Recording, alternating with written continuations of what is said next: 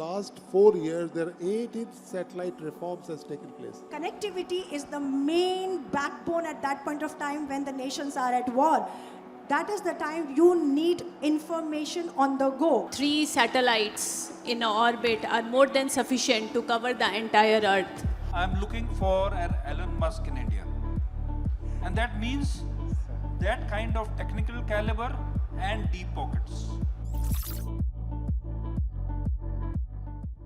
We'll start our session for today, and we have divided our session into 4 themes, which is around the regulatory theme, the business aspect of it, and the where do we currently stand in terms of global positioning of what others are doing and where we are today, and what are the various technologies which are involved in it.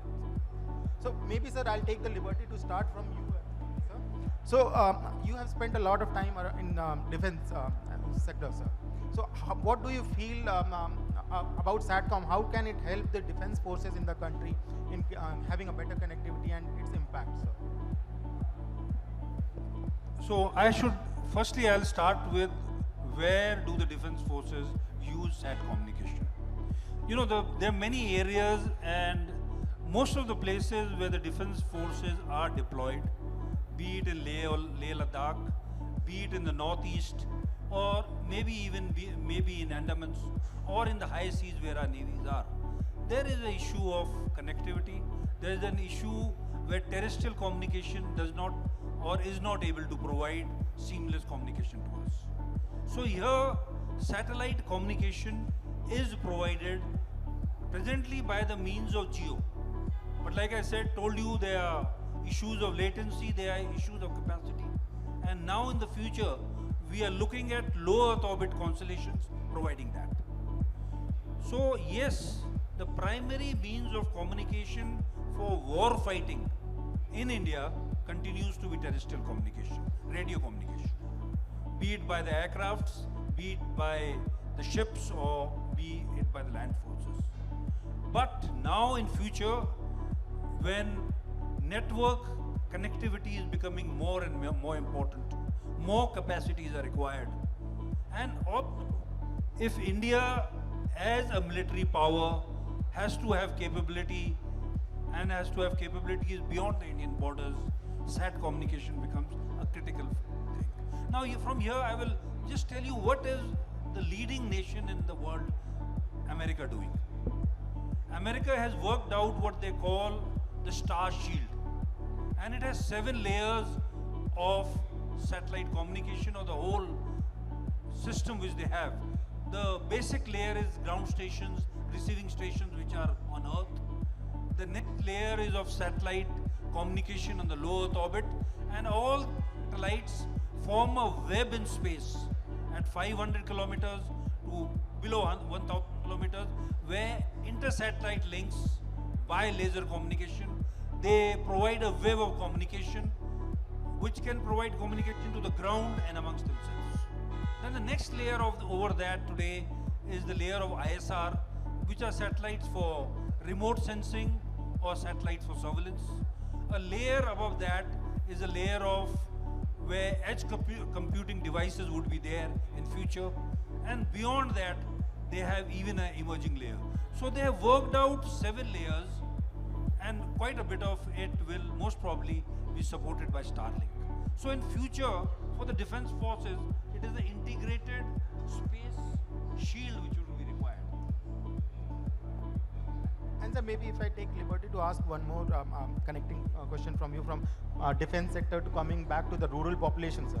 So India is still a large part of the rural population is still does not have a proper internet connection. How do you feel that Satcom can play a role in providing better internet connectivity and connecting the unconnected, sir? Like I mentioned in my opening remarks, 10 lakh per kilometer is unaffordable. And even today in India, to connect the unconnected, the furthest corner, the government has even made a fund, USOF fund, and they are spending money through BharatNet, as you know, and through many other means, the backhaul, or support to that connectivity to the last. The best way to give it is through satellite communication. So Moving on from that, sir, after taking the rural thing, if I may ask Mr. Anil sir, if we have to provide connectivity at such a large scale, what are the policy and interventions that you would want to have in the ecosystem so that it can be provided in a better way, sir? Thank you. First of all, let me thank the organizer for inviting me to speak at this very august session. So there is a set of policy reform has taken place in the last 5-6 years. And last 3 years is a tremendous progress. And the first reform was taken by the National Digital Communication Policy by 2018. The first time they mentioned of liberalization of the satellite sector. But predominantly that the policy was also say about fiber first. After that, there are a number of policies. There are all together in last 4 years, there are 18 satellite reforms has taken place. Be it transportation, be it geopositional, be it FDI or space policy. There are a number of them. So all set the role. And space policy has set the guidelines very clear. Creating the ISpA and NSIL out of ISRO, which is a watershed policy, and then it's also created a special emphasis on non-government entity. So I think that has really ignited the progress in the country, and we are still at the fast pace we are moving. So the policy reform is there, but as far as the policy is going in right direction, but the implementation has to take place. The implementation of this policy, such a beautiful policy, is not getting. By the time the policy is getting implemented, there is a new policy, also start setting. At the same time, we also need a long-standing regulatory framework, which is the rule of the regulatory changes is also disturbing the pace of the growth. So once the regulatory reform has been set, so it has to be set for the long tenure, not for an intermediate. So if something is good, people will start using it, and suddenly you find the rules of the regulation has been changed. So I think it's so happened a number of times. Third is that the ease of doing business, which government is the promotive want to do, the ease of doing business. In real term, it is not happening. We have to go to number of departments for the clearances. So that's need to be single window clearance is a need of our. We have to just go to one place. So we have to apply for that. All necessary clearances, licenses should be given by the agency. Third, foremost, not only the Satcom, it's every commodity or every utility, the largest buyer is the government. So government should not shy away taking the satellite capacity, satellite uses. So as General Bhatt said in his opening remark, the connectivity, like we are very poorly connected. Half of the rural population is not connected. So how this can be? The government has to take a role in it. And foremost is that we have to be technology neutral. Not that as like a fiber first kind of things. Let's allow the technology to go and leave the market forces to drive it. Why you dictate terms and terms say this will allow first and this will not allow. So let all the policy, let access be open. So in my opinion, these things are definitely will get into the 21st century on that. And decadal business head by ISpA, we are really thankful to them. They have really set the ball rolling, and now this decadal vision, if we have to achieve, we have to bring all the pieces together. Thank you very much. Sir, I hope these points do reach the right set of people who are making the policy right now, and they get implemented, sir. So, Nishtha, moving on to you,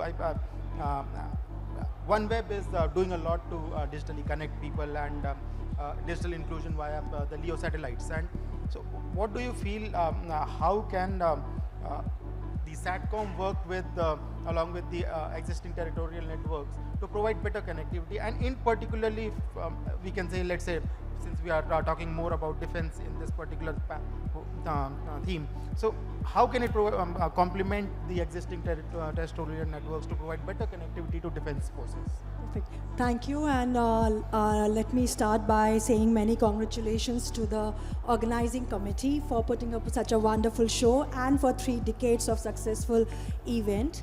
And I am Nishtha Kapoor, proudly presenting Eutelsat OneWeb, which is one of the only organizations in the world that can provide the satellite connectivity with its geo satellites and the LEO constellation. So OneWeb is our LEO constellation with around 634 satellites, which are right there up and moving in the polar orbit. So what basically, let me first give you a step back and give you an idea about how this LEO satellite constellation basically works and why it is becoming a hype in today's time.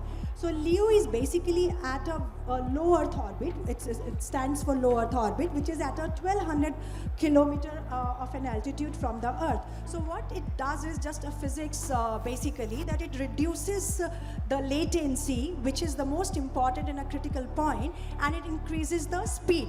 So what we are bringing on Earth is high speed of around 195 Mbps and the low latency of less than 100 odd milliseconds. And India, we are having around only 50 milliseconds. That's a global average is what, 100 milliseconds. So what it does is it actually opens the plethora of applications like telemedicine, rural education, rural connectivity, and hence the defense, security, and everything. So it just opens up everything new, you know, which you are not able to do with the terrestrial. So now answering to your question, Ashutosh, how it is complementing. So until now, what we were like, say 30 years back, what you saw when Airtel was launching in the country or BSNL was coming up in the country 30, 35 years back, that's what is the era in the satellite industry now going to be, where every nook and corner of the nation needs to be connected, because we are living in a hyper-connected world, but still there are, like sir was mentioning, there are 400 million people. Actually, it's 700 million people. In overall, they do not have a high-speed connectivity. So just imagine my soldier is sitting, and right now while I'm talking to you, my soldier is sitting and using LEO connectivity absolutely at the border. Until we provided the LEO connectivity to that soldier, they did not have any connectivity. They had to come back to the base to make a call to their family members. Now our soldiers are talking, not only just talking, having a video call and talking to their family. A small example, but it makes a huge difference when it comes to the defense forces. Now that's only a community service kind of a thing what we talk about, that okay, this is a feel-good factor. But imagine a war situations, where the connectivity is the main backbone at that point of time when the nations are at war. That is the time you need information on the go. Imagine all our vehicles, all our war vehicles are laden with the connectivity. So my organization has the terminals, we say it as a user terminals, which are just installed over a vehicle. Now that's called a connectivity on the go. You are having such a high-speed connectivity with the lowest latency, like you are walking on the field. That is the transformation what we are talking about with the LEO connectivity, and hence it is becoming the most important part of it. But to launch, of course, like sir was mentioning, we need regulations and policies in place, and thanks to the government of India who are taking right steps, taking out right policies, which we got in 2023. But while we are yet to launch, given the necessary guidelines from the Department of Telecom, we are ready. We are ready with our infrastructure in the country. We are ready with all the right plans and the projects. Everything is ready in our country. So it's just a wait to go to the consumer. I couldn't agree more that it is very important from at least from two perspectives, providing connectivity to the unconnected and also to the defense forces. It provides a very secure connection to the defense forces. Now moving on to the in detail about the regulatory policies, sir. So Mr. Anil discussed about what regulatory frameworks he would want to be implemented. Sir, if I may ask you, sir, what are some of those, how can industry associations like ISpA help in implementation of those regulations which are required today, sir? So I'll start with the story in June 2020 when the government decided to open space to private players in India. It was a historical decision. And as in the words of the Prime Minister himself, unshackling the space sector. It has been really done that. And that resulted in an organization called InSpace being made, a unique organization in India. And it is represented by one of our panelists who will be speaking about it. But what it does is, in regulation first, we have an organization, unique organization, which is responsible for promotion, authorization and regulation. And why I am emphasizing on that is, if the same organization is looking at motion and there will be a fair balance to allow that sector to grow. And that is what is happening.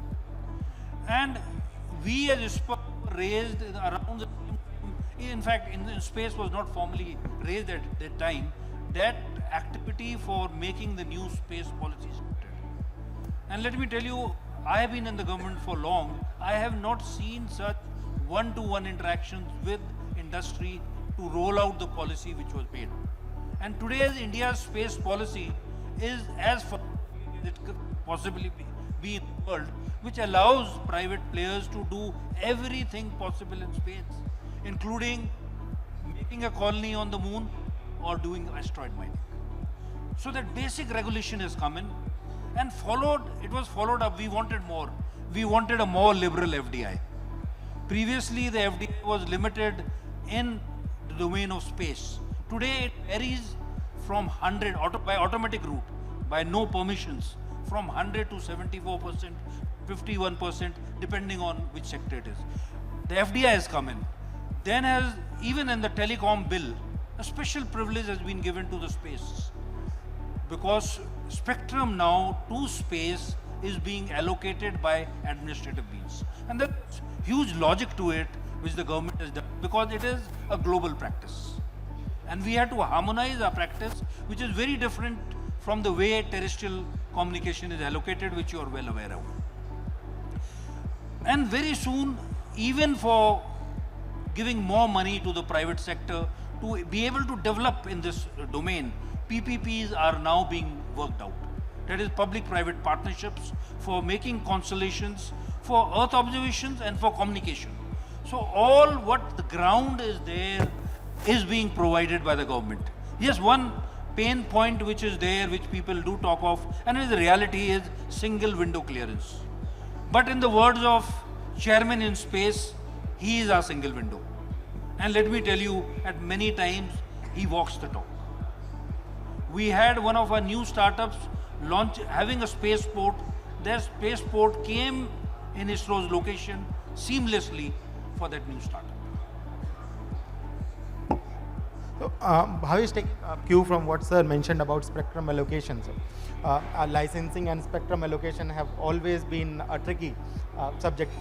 So, what do you particularly think that the reforms, what reforms can additionally government bring in so that Satcom investments, more and more investments come around Satcom, and there is ease of doing business around it? When we talk about the licensing, so licensing is always a tricky subject for everyone in every country. But here, in last 5 to 7 years, government has done a lot on the licensing. They have made the things online and all. Single window clearance, to some extent, they have made a window, but it is not a single window. So that needs to be harmonized. That's still a pending issue right now. As far as NGSOs are concerned, there are too many things, too many licenses, clarity is not there. So the clarity has to be brought into the picture first, because there are licenses like the VSAT CUG license, GMPSS license, ISP license. So in that case, it's not very clear that if I want to start up, I want to work, I want to expand, so on what license I should go. If I want to work with a few of my operators, so they should work on what licenses. That clarity is still missing. So government is working on that, I would say that, because recently you must have seen that TRI paper that has already been published, where they have reverted back to the DOT on that. So, but still it will take time. So there would be a substantial delay, I would say that again, in getting the NGSOs rolled out. So that the clarity is the first thing, so that if clarity is there, the investment can be planned. Without clarity, there is no investment, nobody would plan their investment in that. Apart from that, there can be the license term. So whether it will be for 5 years, whether it will be for 20 years, because the current UL is for 20 years. So we all know that. But here for the NGSOs, they're talking about that there would be for 5 years term. So that's, the clarity is missing. So again, the investment, what he spoke about earlier, that is also missing. So those reforms are very important out here. So if that is there, then in that case, this would move faster. And this will help in the expansion. Thank you.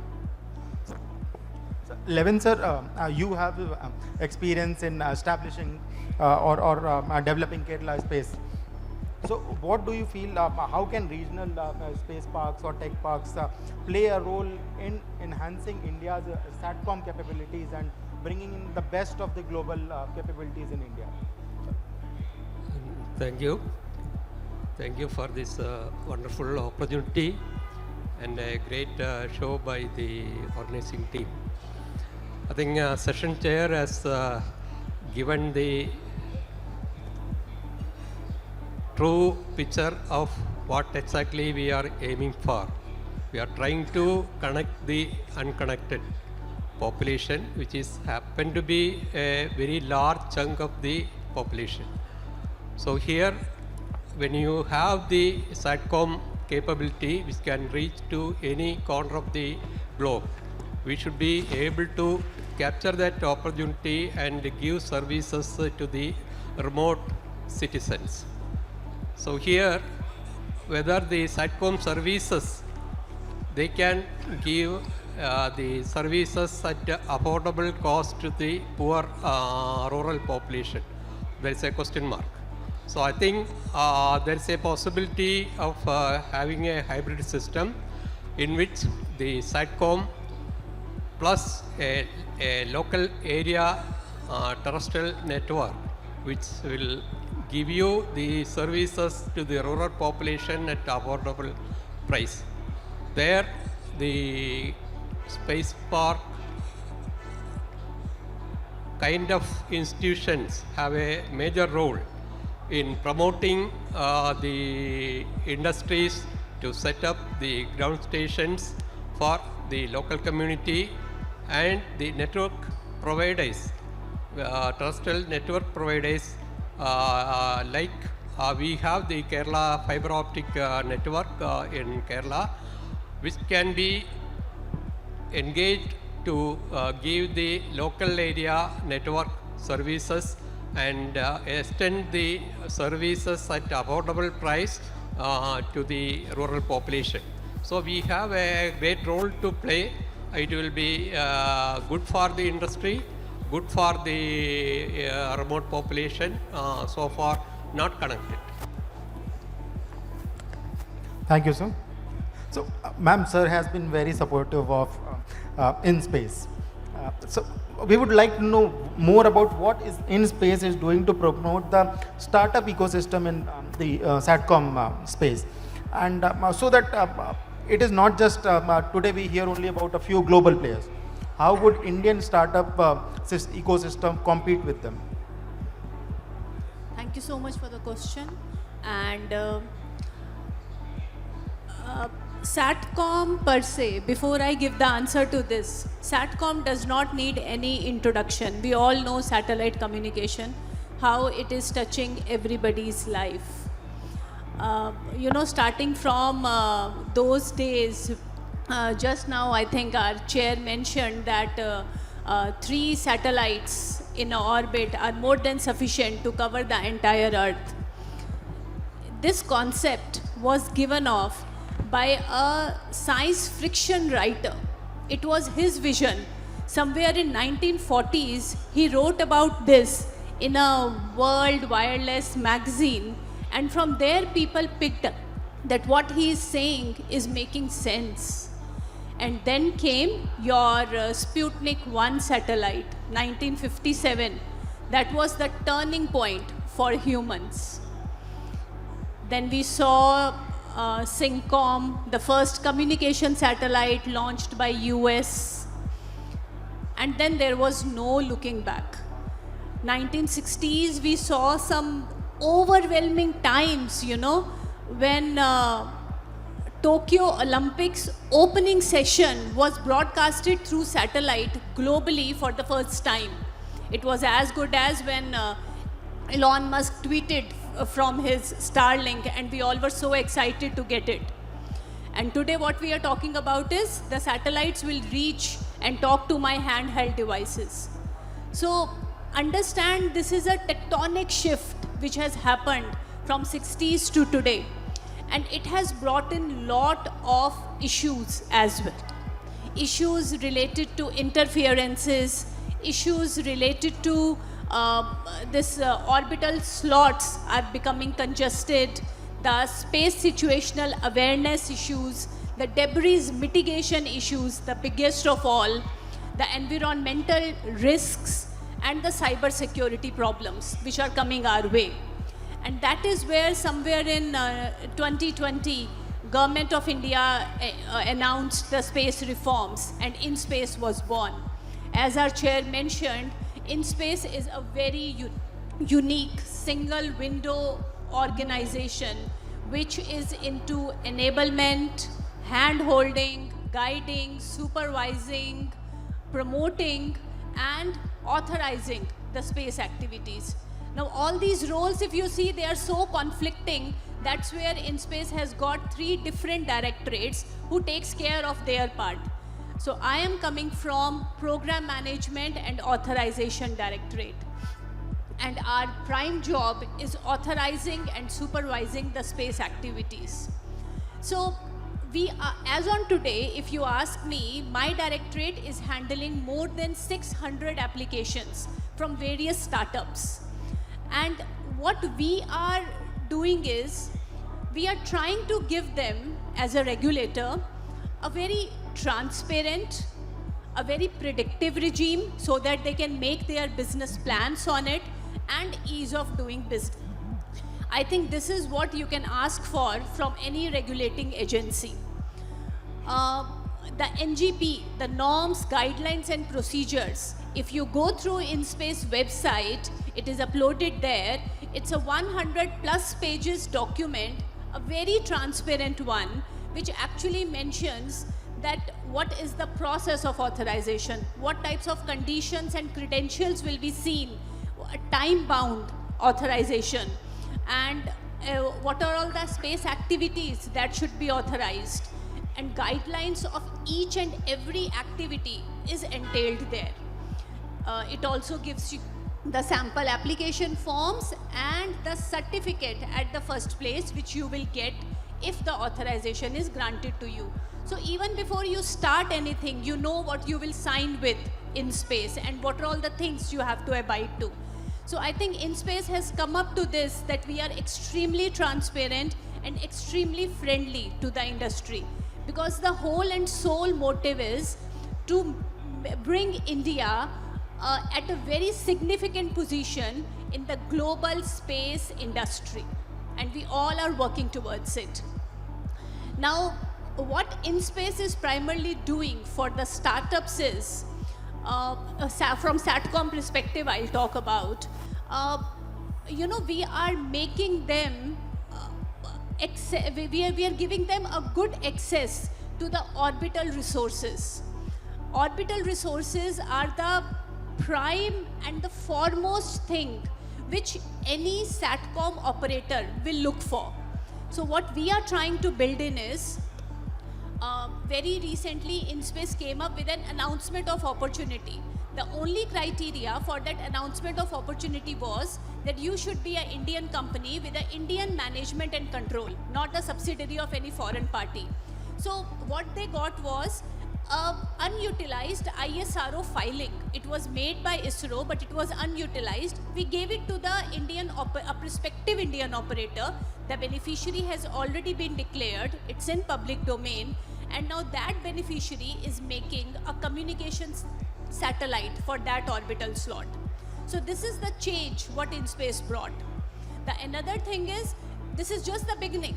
We want more orbital slots to be given exclusively to our non-government entities so that they become the prospective Indian operator. So that is where InSpace is itself considering to make new ITU filing, because ITU filing is a very tricky business.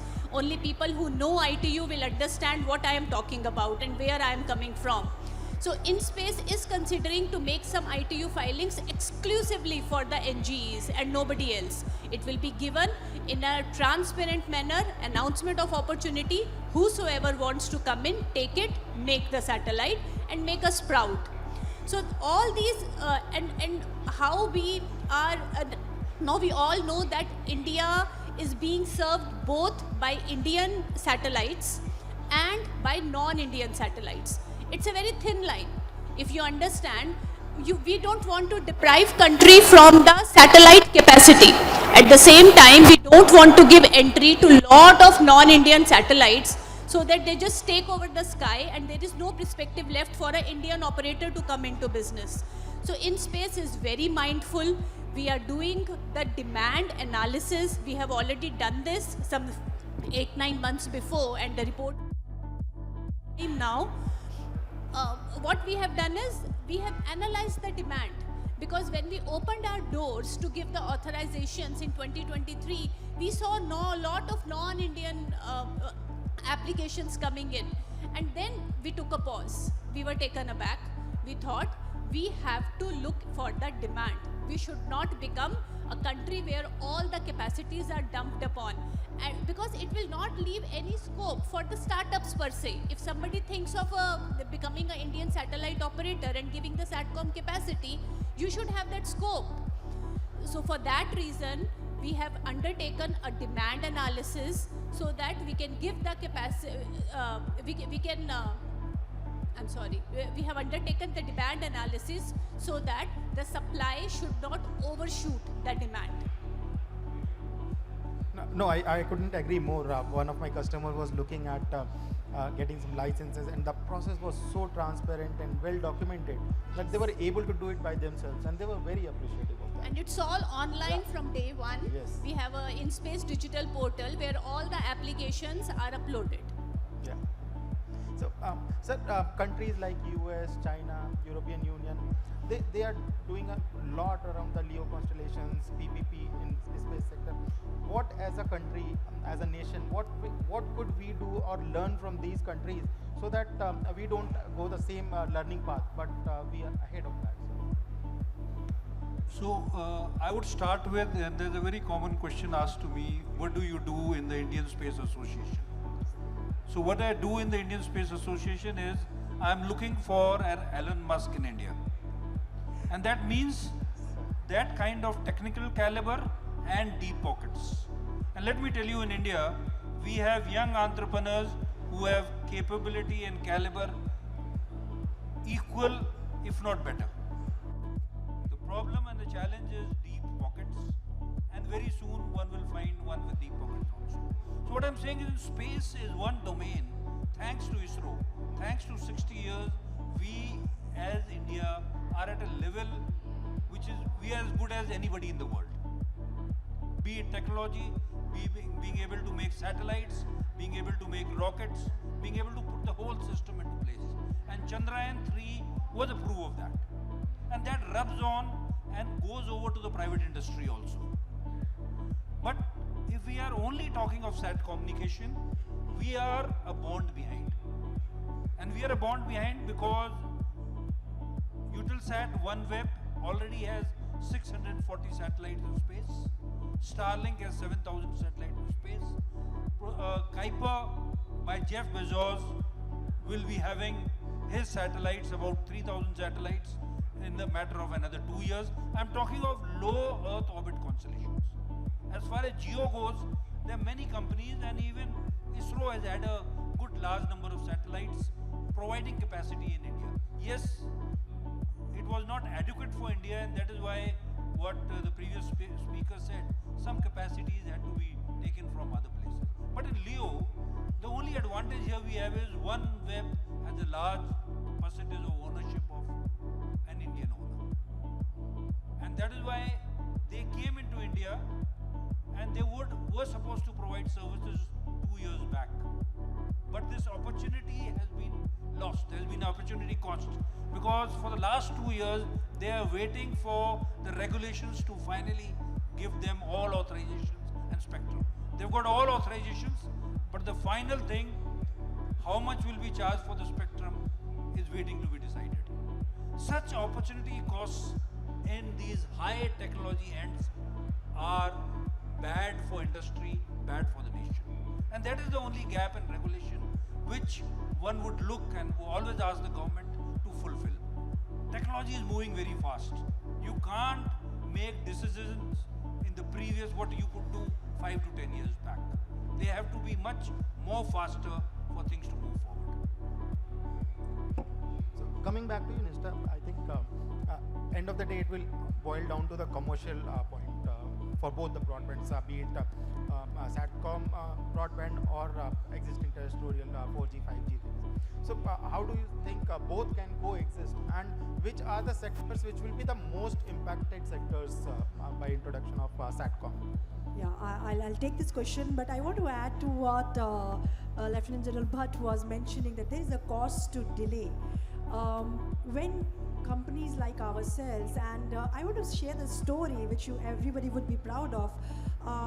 Couple of years back, I was sitting in the game drive in Cape Town, deep in the jungles, in the forest, and we had an event where we were launching our LEO connectivity of OneWeb, and there are a hall was full of around 100 male members over there, and they came to me and asked, and I was presenting about OneWeb.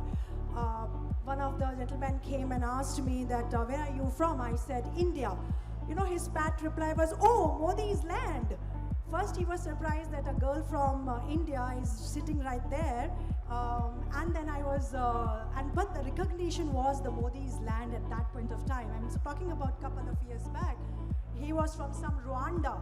He was not even from South Africa. A man from Rwanda knew that India is doing so good.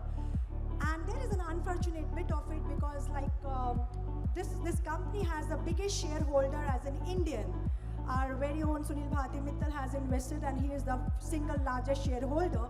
And in India only, I am not able to launch and provide the LEO connectivity. So it hurts a little bit. And when it comes to the questions like how will we price the services? Now we do not have an answer. How can we price when we do not know what government is going to charge us? I have put billions of dollars in putting all the satellites up in the polar orbit. Millions of dollars have been invested in putting an infrastructure in the country. I have 2 gateways in the country and the point of presence, and it takes huge money. We have to think about from the business perspective. How can we really put that money back to do the more research, more development, give the employment to the people of the nation? So we get stuck, and that's why I said there's a cost to delay. However, having said that, so hoping that we will launch soon and DOT will help us launch in the country, I generally feel so when it comes to the rural connectivity or a 5G connectivity, like Chair said that there is a 10 lakh per kilometer cost. Vis-a-vis, you just have to put a small terminal, which is a laptop size of a terminal on a terrace in any Gram Panchayat office, and the entire entire village will be connected. Is that cheaper a cost in that scale if we talk about? So monetarily or a pricing can be matched to what terrestrial network is with a better or a similar service. That is one point about the rural connectivity. But then there is an enterprise grade connectivity. So OneWeb as an organization provides an enterprise grade connectivity, which which comes with a secure and a reliable aspect to it. So there is a security layers built in it, and hence that defense becomes a very important use case, whether it is Navy, Army, Air Force. All of our defense forces have already successfully tested our services and happily using under our provisional license what we have received from the government of India right now. So they are experiencing the need of this connectivity.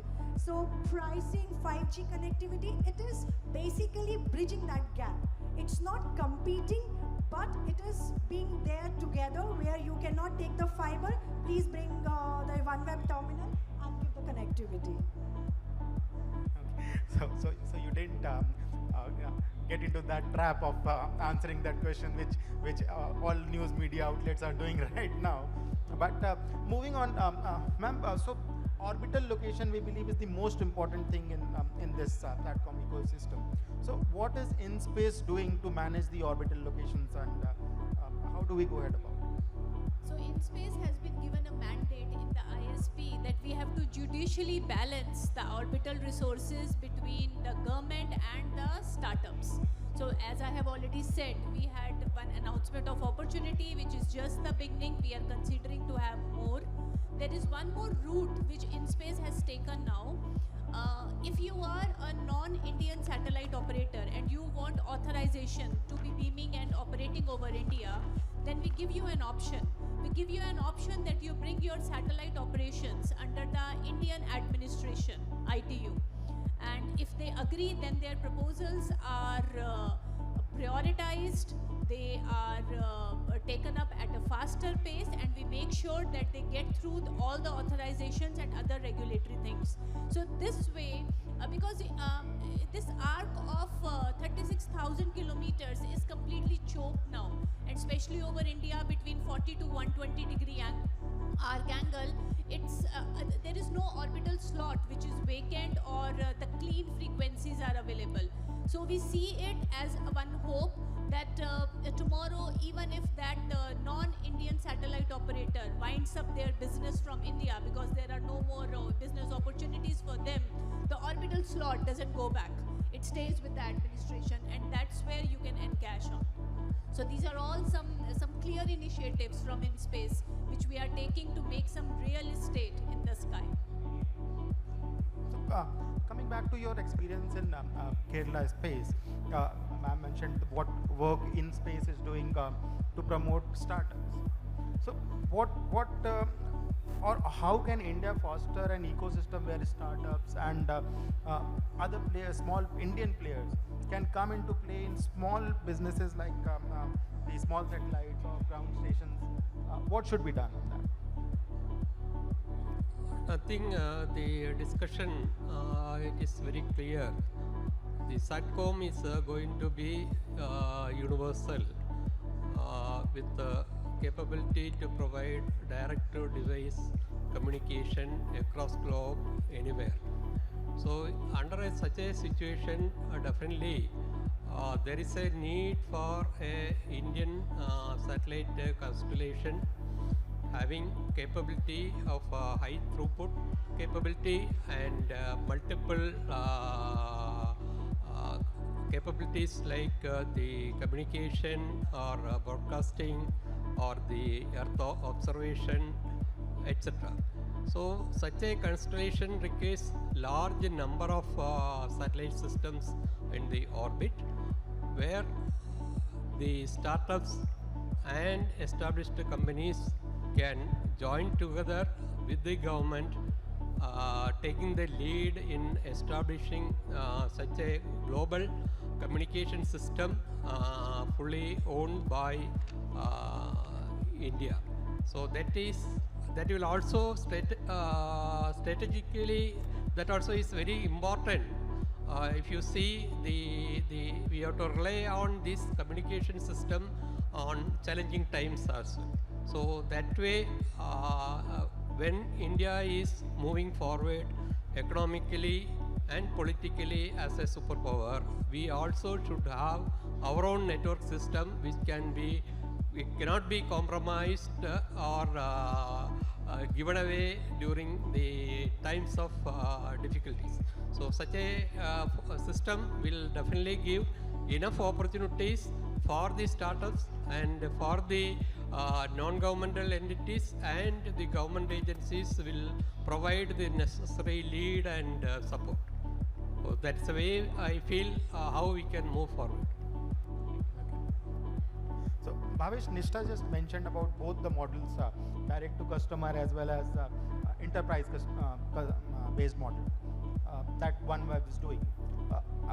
As per you, what should be the best way Satcom operators should operate in India? Would it be direct to customer, or would it be an enterprise business that they'll be doing more? Both the models have their own potentials, and both will coexist, I would say that. But when we say direct to device, direct to customers, so that is because of the population of India and the geographical locations. So that has a demand, but that is a slower demand, and keeping the commercials into factor, so it will take some time. Whereas the enterprise model is a much matured market, and it is already a profitability market. So if the to start with, the enterprise market would be a better one for getting a higher returns, and a contractual binding would be there, so you have a stable income. Thus the revenue would be there. So and slowly the D2C market can grow as it is. It will take time, but it has a potential. Okay. So moving on towards what future holds for a startup ecosystem or the Satcom ecosystem in India, sir? Where do you see the Indian Satcom industry in next 5 years? So firstly, I would come here and talk of what we do, what we want to achieve financially. And there's been in fact a study done by InSpace on this again, where we saw that we are at 2% of the global space economy. And what do we aspire to do in 10 years is at least go to 8 to 10%, which would be for $44 billion. And if that has to happen, the halfway house has to be reached in 5 years. But if I would not put it in terms of money, what we aspire to see is Indian companies in sat communication, in ISR, in ground assets as a service, all being provided by Indian players, not only for India, but globally. So maybe before we wind up, one more question for you, Nishtha. How does OneWeb differentiate itself from other players like Starlink or Amazon or others? Expected question, and I'm sure everybody would want to know that. So Starlink and OneWeb has a very stark differentiation, very simple from the product level.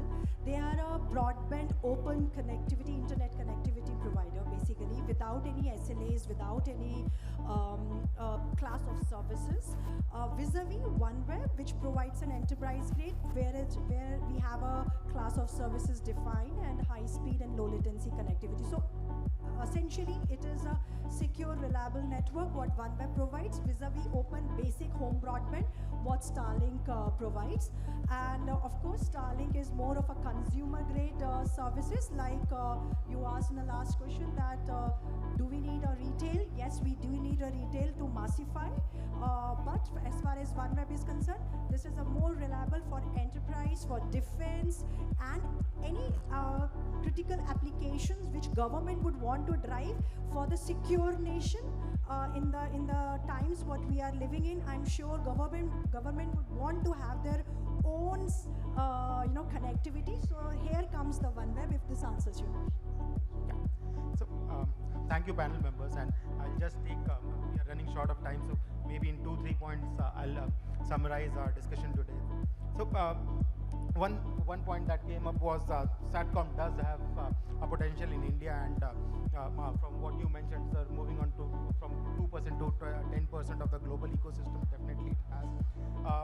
And Satcom is not competing with existing infrastructure. It is complementing the existing infrastructure, the 4Gs and 5Gs, or the government working on rural connectivity projects. So it will complement those and provide additional services to unserved areas and it will affect rural population and our defense forces a lot.